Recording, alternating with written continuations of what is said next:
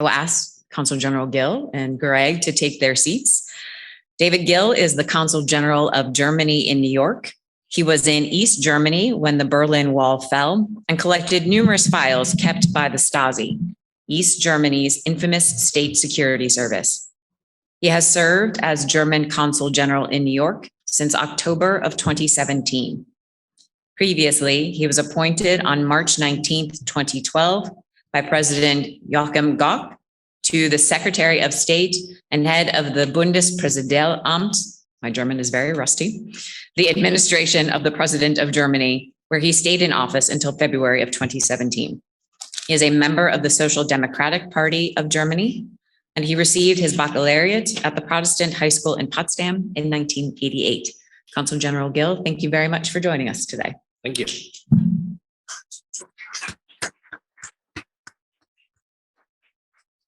You knew what you were getting into when we had lunch 4 years ago with Matthew Collard. You said, hey, I think I'd like to see the Jackson Center. And you allowed us how maybe for one of the first times talk about your personal life. Did you know this would actually happen?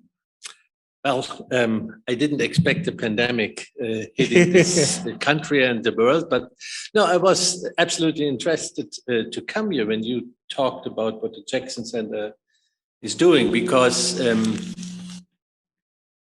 were many times in my life when I exactly was pursuing that what you do here, looking for justice, looking for how to deal with guilt and how to cope with the past. And that's why it resonated very, very much in me to come here. And I'm happy to be here.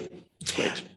Talk about resonating with the past. In November of 1989, the Berlin Wall comes down.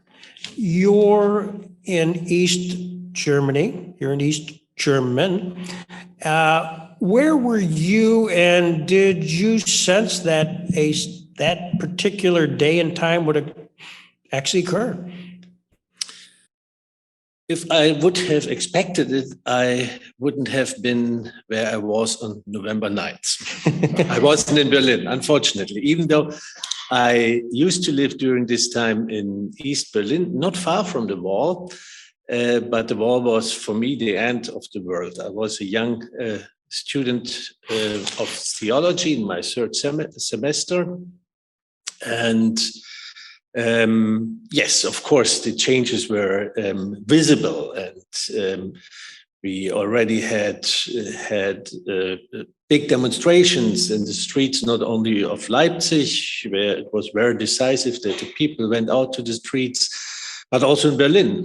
5 days before the wall fell, on November 4th, there was a mass demonstration in Berlin, 500,000 people on the Alexanderplatz in the middle of, in the center of East Berlin, now the center of whole Berlin.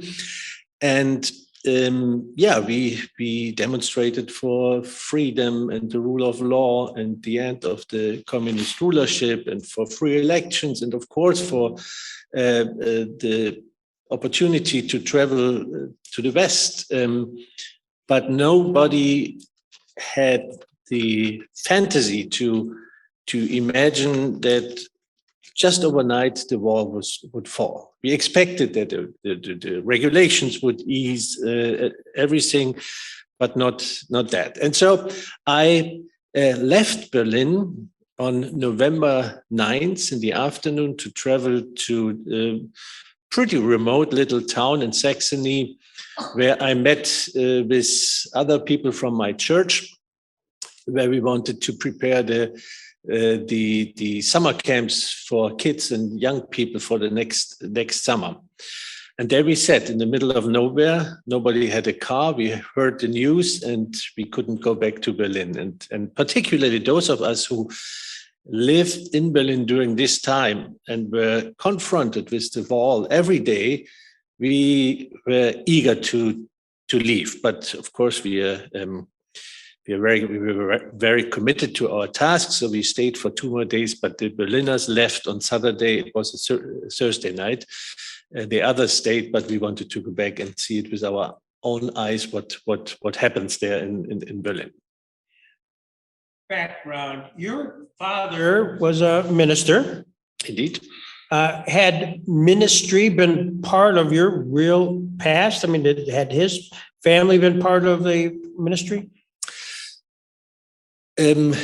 No, my father comes from a family. Yes, his father was not a theologian, full trained theologian. He was a trained diacon, and he went. Actually, my father was born in Suriname, which is Dutch Guyana, where my grandfather served as a missionary I come from a very small church. It's called in Germany Herrnhuter Brüdergemeinde. Here it's the Moravian Church. It's a worldwide, very small church, and with a strong missionary. So, but my grandfather was the first in his family who served the church. He came from a pretty poor family in what was then Poland when my grandfather was born.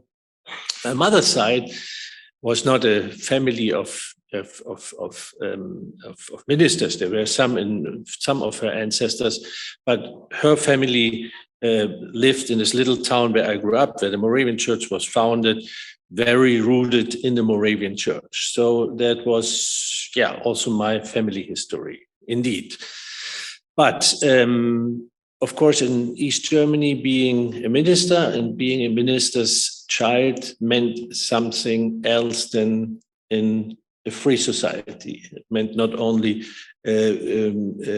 growing up in a spiritual environment, it was also an environment which was in a way politicized in a positive way, because the only place in East Germany or the only organization which was not governed by the Communist Party were the churches. And so the churches were the only place where people, even though the Stasi watched them, felt they can speak more openly. And they found refuge beside the spiritual home. And that's how I was brought up. And this was, on the one hand, a great privilege. But of course, it wasn't a privilege, because when you decided to be active in the church, it was very clear you wouldn't achieve any career in the government or even in the economy or in the cultural sphere, all governed by the Communist Party. So the reason I studied theology in this time was twofold. I wanted to become a theologian, and I wanted to become a leader in my church and a supporter of my congregation and the people who need help, not only spiritual, but also politically, and provide space for people to discuss their thoughts and convictions. And second, there was no other way to study. I attended a seminary of my church. I was not even allowed to go to high school. So the university education was blocked for me and many of my peers. And and there's another part of this story.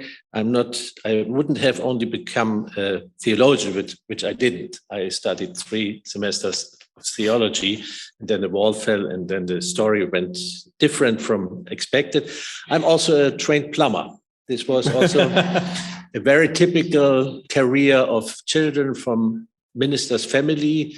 And all the ministers in East Germany were carpenters, plumbers, electricians, because before they went to the seminary, they usually learned a trade. Because you never knew will the whole regime change, and one day they will, like in Czechoslovakia, for instance, where they went very hard against the churches, or in Romania, much harder than in East Germany. There might be the day you need to have a profession where you can make your living off. So that was my personal situation when the wall fell. So During this time period, clearly omnipresent is the Stasi. The Stasi's everywhere. And in fact, having prepared for this, they had more informants, more per capita people under there than the Gestapo ever did. So when you think the Nazis, the Gestapo, the East German Stasi was much more numbers driven. And though the church may be a safe haven, but how did that affect your daily activity? I mean, you walk out of the church, you got to be somewhat conscious of what you say when you say it. For me personally, it didn't play the big role like it might have had played for others. We were aware of the Stasi. It was very clear over months and years that our mail would be opened visibly. My father once protested against it, and they didn't stop it. And yes, you knew this, but the consequences for me couldn't have been that terrible. I was excluded already from higher education, and I had my safe haven. But in general, yes, the pure existence of the Stasi led to what we call the scissor in your head. So you very carefully considered what can you say publicly and what can you say only in a very private environment. And so a self-censorship of the people in East Germany, which went through the whole society. And it started already in kindergarten and school. So many East Germans watched West German television. That's another story. We can talk about it. This was officially forbidden, but everybody did it. And children learned from a very young age on not to talk about this in school or kindergarten. To get their parents not in trouble. If teachers or kindergarten teachers could know this and might report it to the Stasi. So, and that's why I often say, beside the huge archives and the hundreds of thousands of official and unofficial workers for the Stasi, the pure existence of the Stasi was so decisive for the whole societal atmosphere in Germany, of self-censorship, of leaving the church, not speaking out, digesting your anger and obey, because you feared whatever you say against the state, the government, the Communist Party could be used against you. Being born in, but I want to add something. Yes, I'm always hesitant to compare the Gestapo and the Stasi, and it. And even though and you said the Stasi had so many more informants, etc. That's true. They had more time. And secondly, I think the longer East Germany existed, the less the people were convinced that this is the right system. And so there was this fear of the system that they could lose control. And that's why they had this strong and very close network of informants that they always had the opportunity, or that they could control the whole society. That was the idea behind it. Being born in 1966, and we know that from a timeline, the Berlin Wall comes down in 1989. You're in this teenage, early 20s. Early 20s. Early 20s. 23, I was when the... Did you find folks, and especially perhaps generated from the church, because you could talk somewhat freely within the church, that they might have become perhaps leaders in the conversation outside of the church, perhaps, of system change? I mean, the fantasy was not so big that we could imagine that the change will come so quickly in East Germany with a peaceful revolution, which happened over just a couple of 3 or 4 months, and then the changes dramatically started. But it was very obvious that the leaders of the peaceful revolution and then the leaders of the political transition in East Germany were mostly a church background. There were many theologians, but also many lay persons, and also experts in environmental questions, in disarmament questions, in political questions, in relationship in relation to the history or to Poland and other countries, and they all were rooted or at least had a home within the church. And for one reason, the church was the safe haven, and the church opened their buildings and churches for people who were in opposition to the regime. And so groups like, for instance, environmental groups found space within the church. That was not even so that all of the members of these environmental protection groups were members of the church, but they knew they will take care of us, and they will provide us, if it's necessary, with a lawyer, etc. And it was if you want it like this, it was a kind of training camp for democracy, even in East Germany. We discussed in the churches what is necessary of changes. The Social Democratic Party of East Germany was basically founded by students of my seminary, and one of our professors, the philosophy professor, who started in the mid-'80s to talk about political theories and the tradition of the Social Democrats. And then they founded it. Young ministers, some of them still students, and who became the members of the freely elected parliament when it was elected in March 1990. Or training camps, for instance, the vice president of the parliament then in 1990, who managed the parliament, was a mathematician from Magdeburg, a small town outside of Berlin, not so small. And why was he able to manage a parliament? Because he was the president of a synod of a Protestant church in his region, a pure parliament. He knew how to run a parliament, how to work with regulations, how to run elections, etc. And in addition, the churches were also very crucial in keeping the relationship between West Germans and East Germany, and East Germans. We couldn't travel, but the West Germans could travel to the East. There were hundreds of thousands, millions of Germans who had relatives on both sides, who visited each other. And the churches had a network of partner congregations.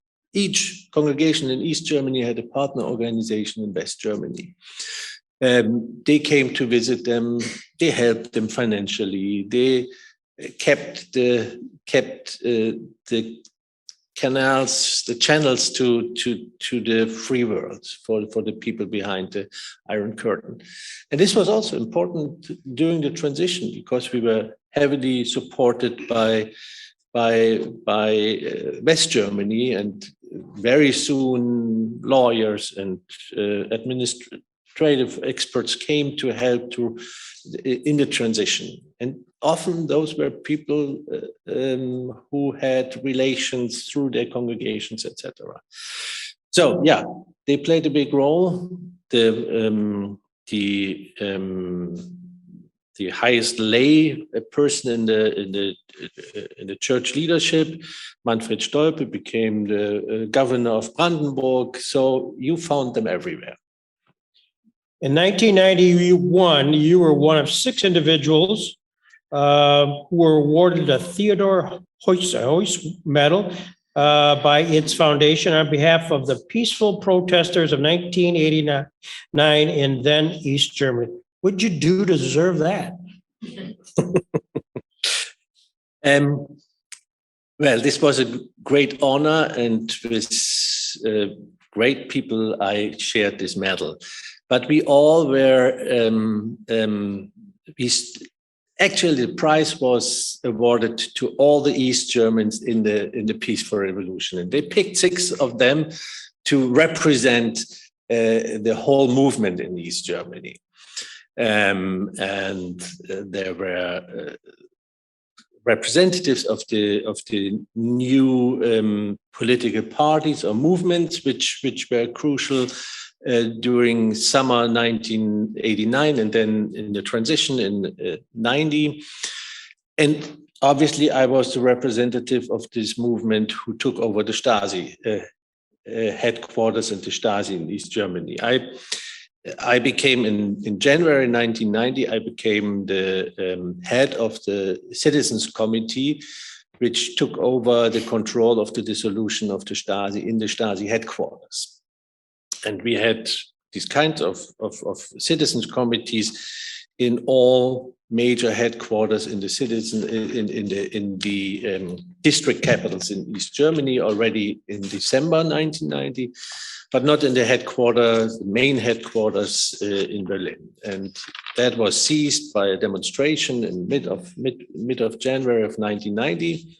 And I joined the newly founded Citizens Committee there. And 2 days later, I suddenly was the head of this Citizens Committee. That happens in transitions like this.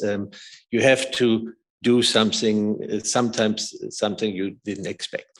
So, and obviously, the medal I got as a representative of this very decisive and important movement, and those people who were brave to take over the Stasi headquarters.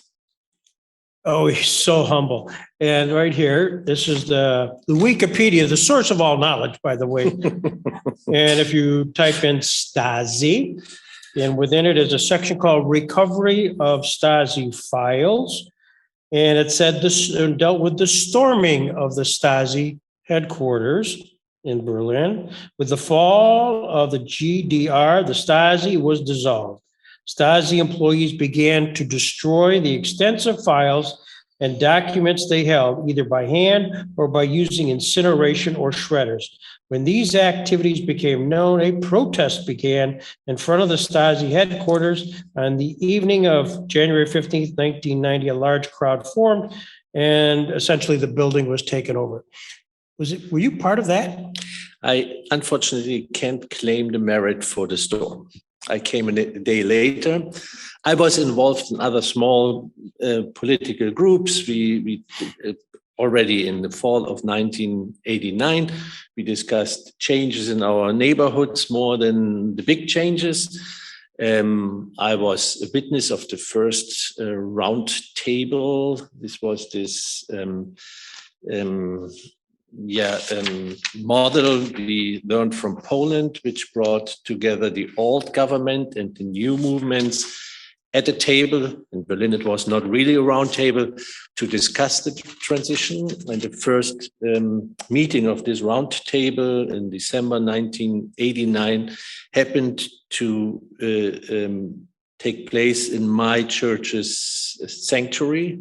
It's a modern small sanctuary in the Moravian church. That's why I assisted there and sometimes afterwards.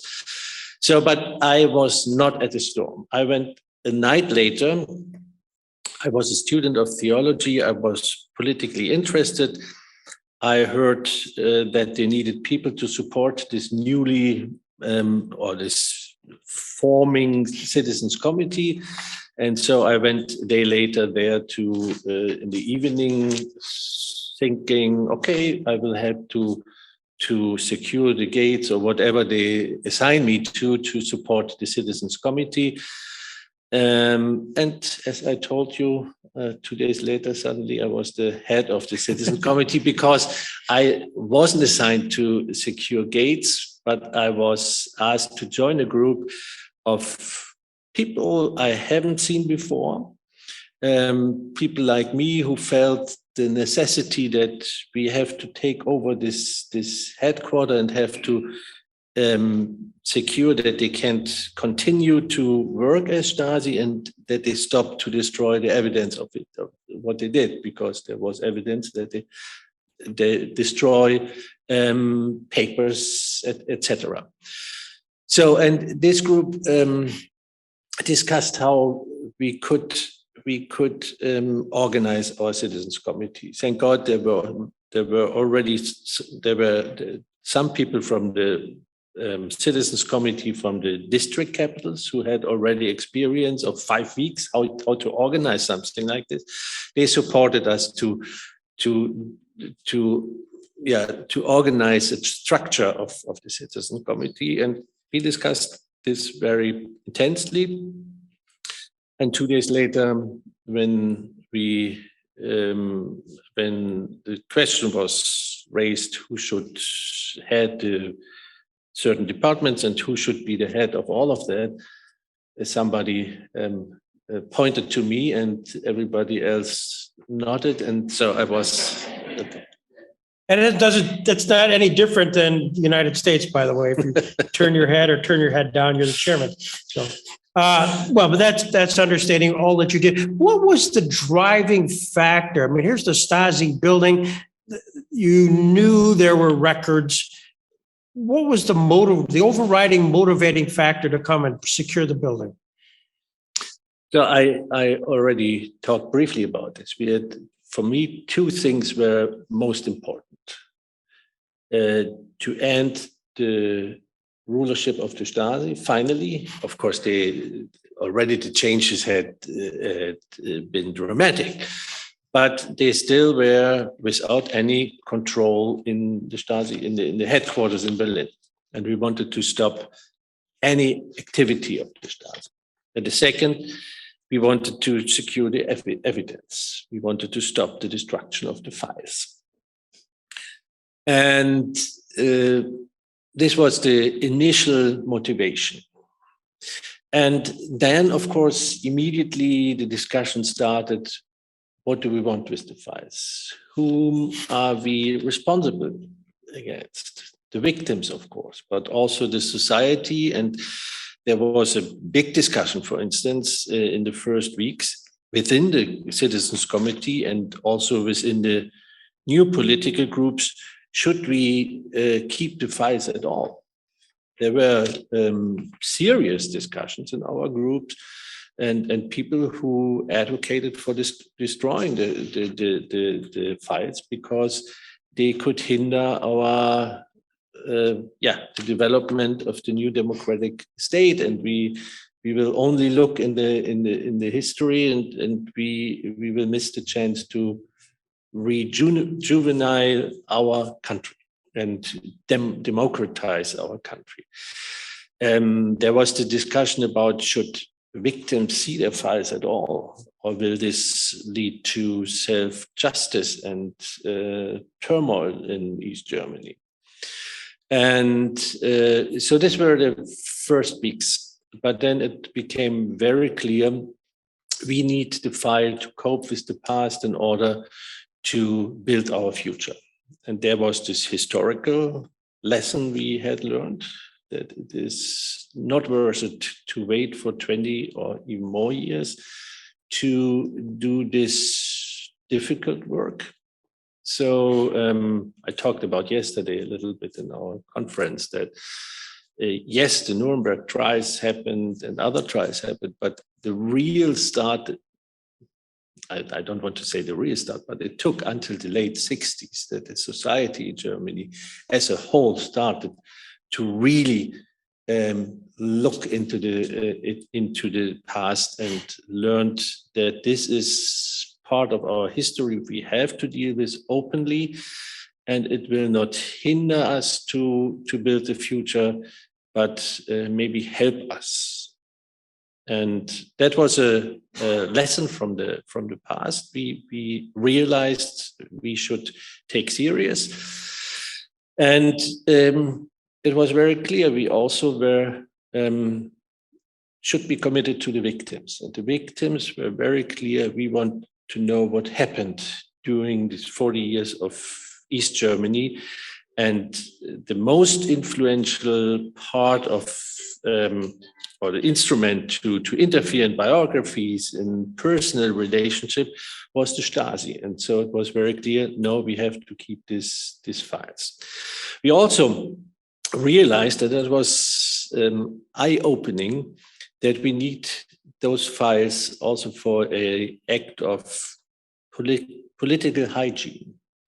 So to prevent that people who were responsible for destroying biographies, who brought families, destroyed families, personal biographies, a community, people who served the Stasi shouldn't be in responsible positions, at least for a couple of decades. They shouldn't sit in parliament, and they shouldn't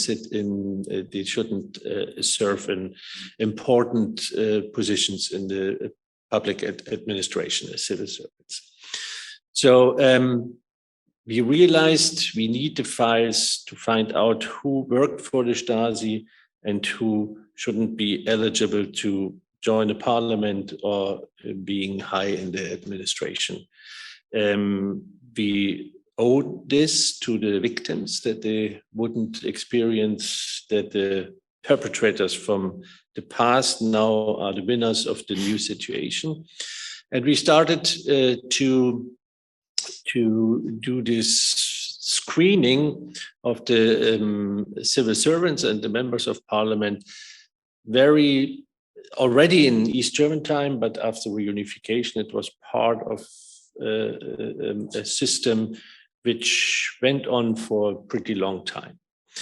It was the eye-opening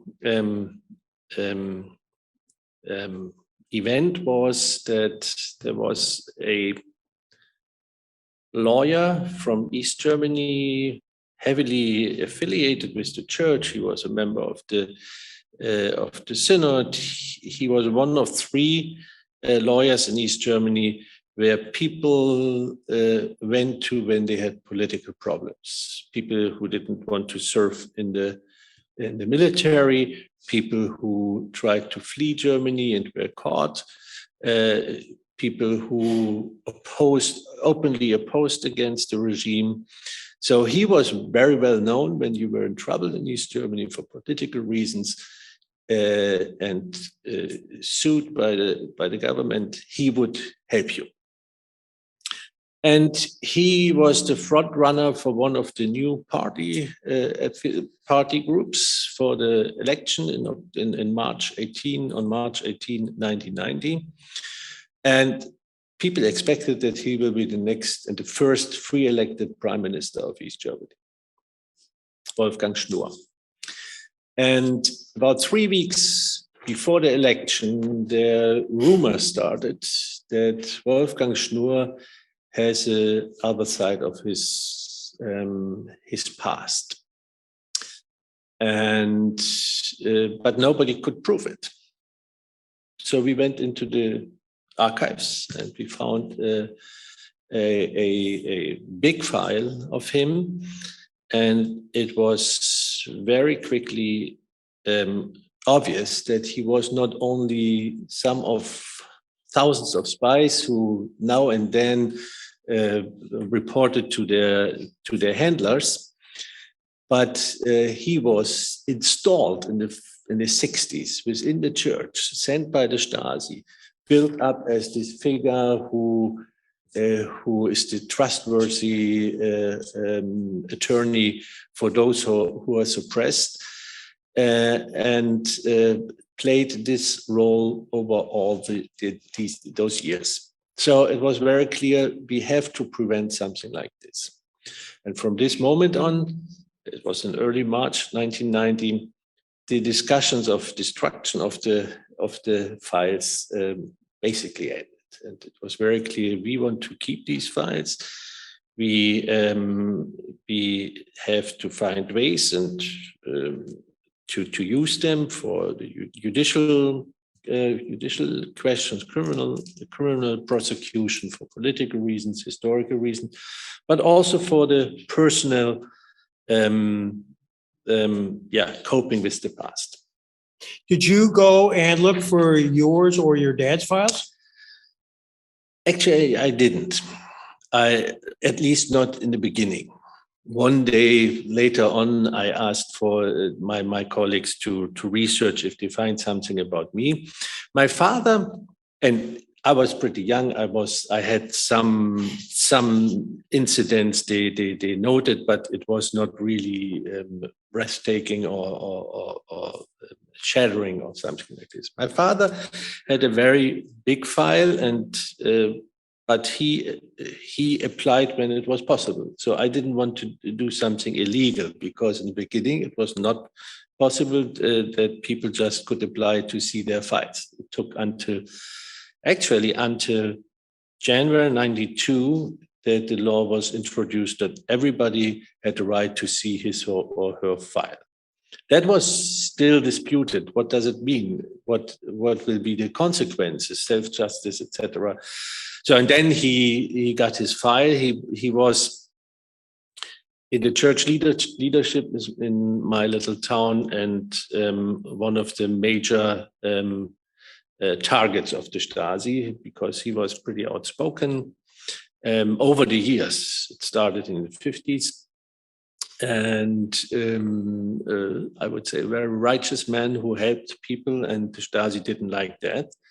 And yes, he had a big file. He found some surprises, but not only surprises. Did you find that fascinating, or what was the human reaction? Dad comes and says, "Hey, I just went through my file, and somebody's basically reporting on him." I don't think we expected it. Yeah, it was not surprise. We expected it of one of the persons who was named as the so-called unofficial co-worker. We didn't expect it was another person. And of course, there were different levels of cooperation. There were people who permanently reported to the Stasi. There were people who rather, you can see this in the files, who rather reluctantly reported, but they agreed to report because they thought that will help them in their career or whatever, or they were just cowards to say no against the Stasi. And so it was always, fascinating. I don't know. Yeah, sometimes fascinating and sometimes also laughable. The files always show how the Stasi saw you and explained for themselves how you act in this or that situation. So it was also always through the lens of the Stasi. And this is sometimes very laughable. If a Stasi officer interprets what you as a minister say, or how you act with whom you meet, they put sometimes a lot of stupid conclusions in the files. That was sometimes also laughable. But it had consequences, and this was not laughable at all, particularly for people who didn't have the secure environment or the protection by the church, or who had to lose much more than some other people.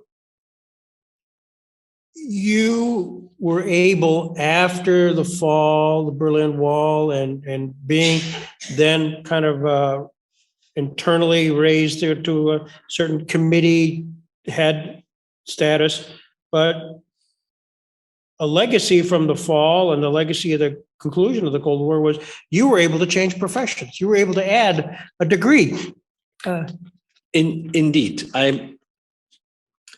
After I was trained as a plumber and worked an additional year as a plumber, I joined. By the way, using the term plumber, lawyers, Watergate, this has a different connotation. No, I got it. The Washington people are laughing. I'm a real plumber. Yes, I really. So after I finished my apprenticeship and worked. No, that's fine. That's good. And worked for another year as a plumber. I joined. It was kind of a high school run by the church, a preparatory school for my studies of theology, which was a true gift that I was able to join this school. It was run by the Protestant church for kids like me, who were excluded from higher education. And for this reason, we experienced a kind of freedom and great education you nowhere else in East Germany experienced. We discussed openly in the classes. We read literature you never would read in other schools. Our teachers usually were teachers who were fired from a state school because they were too independently thinking. So it were 3 great years, and where we also learned what 99% of my peers in East Germany didn't learn: to develop ideas, to discuss ideas, to speak openly, to speak in front of a group without your ideology in your head. By the way, that was surely a reason that I, as one of the youngest in the Citizens Committee, was elected as the head of the Citizens Committee.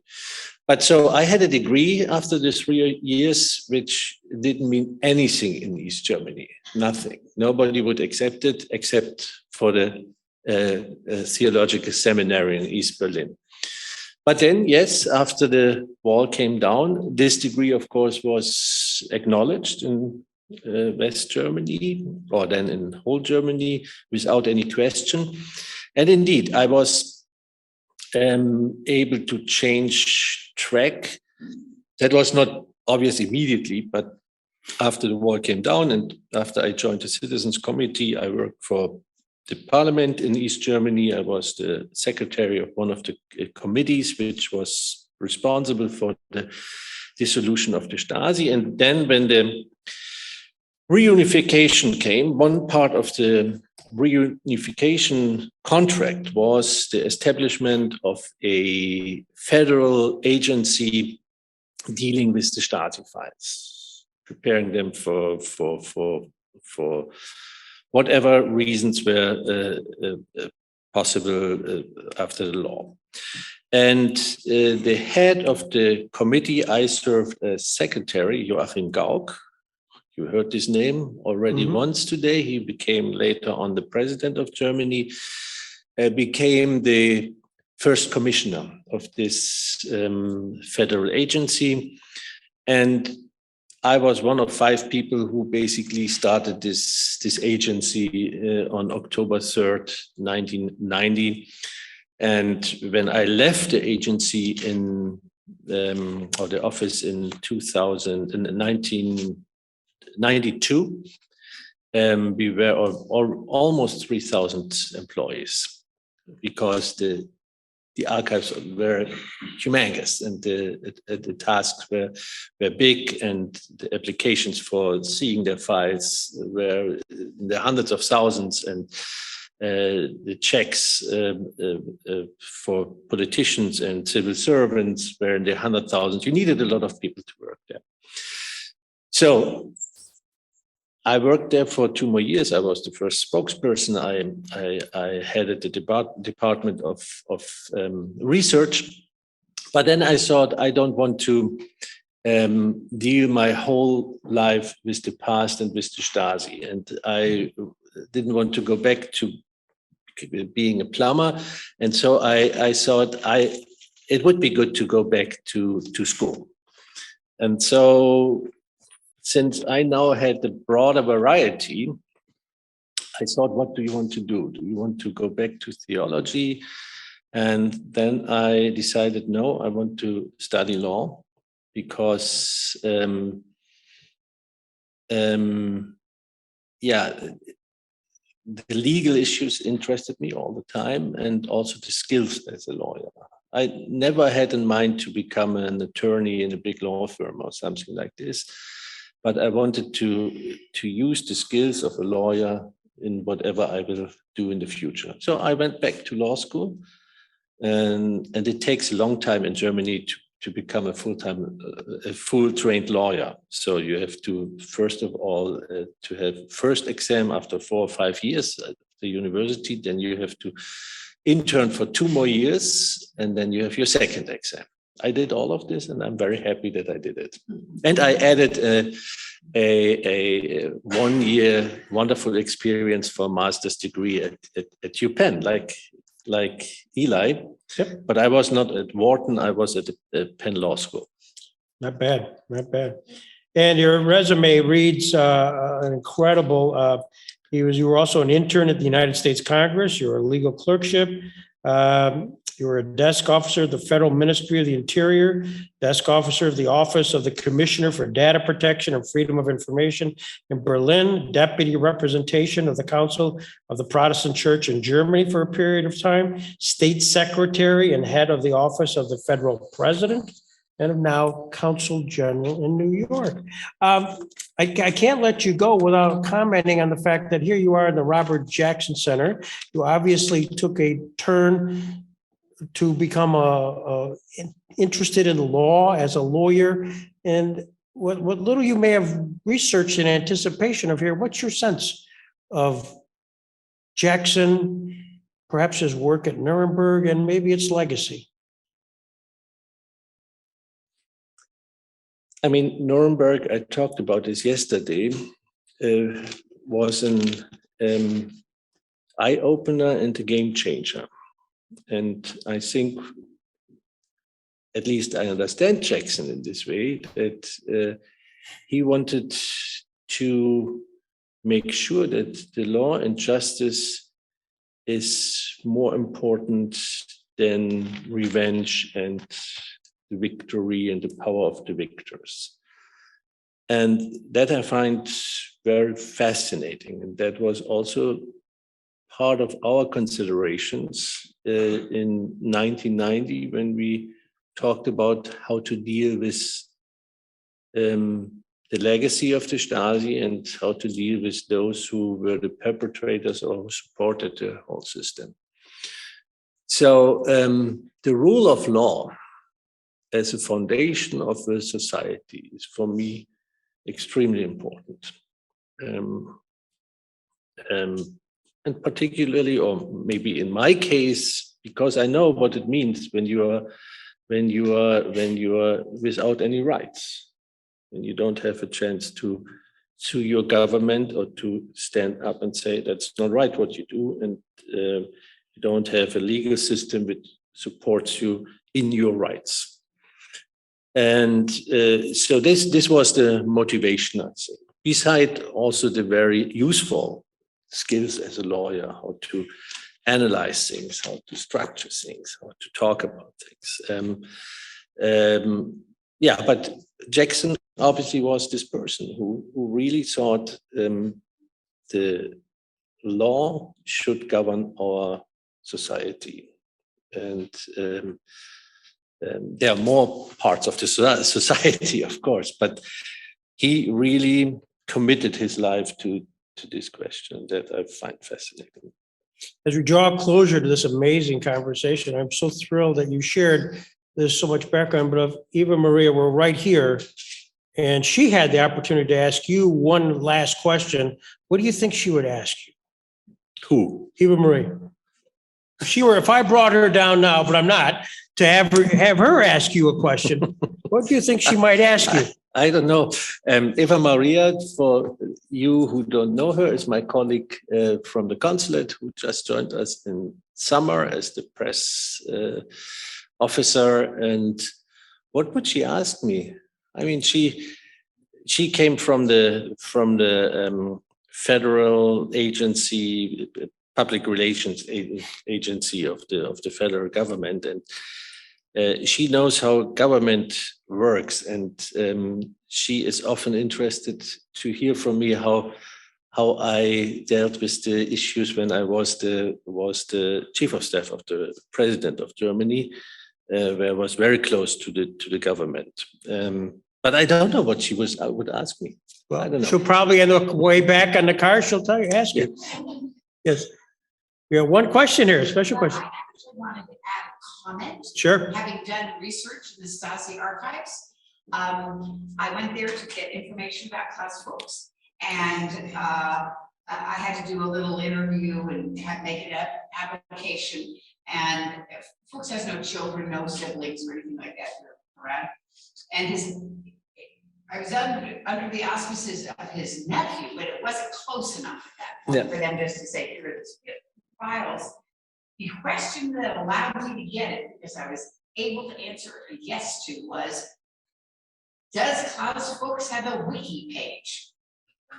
That was the question. That was the question that allowed me to see his files, because he was then a famous person, and therefore A public figure. I mean, it's exactly. It's the division between public figures and private people, and even public figures are not rightless. I mean, they still have rights and of privacy, etc. But this is always a big question: what can be shown and what not? And there's, of course, a distinction between the perpetrators and the people who supported the Stasi. They have less rights to keep their files secret than those who were victims of the Stasi. And Fuchs was both in some ways, and Fuchs was both in some ways. And I think, yes, he's a public figure. I left the federal agency way before Wikipedia was invented, and I'm a little bit surprised that would be the decisive question, but it might be one hint that he's a public figure. Yes. Well, and as we say thank you to David Gill, I want you to know right here, he is a public figure, so you too can have access to the archive. Ladies and gentlemen, David Gill. Okay.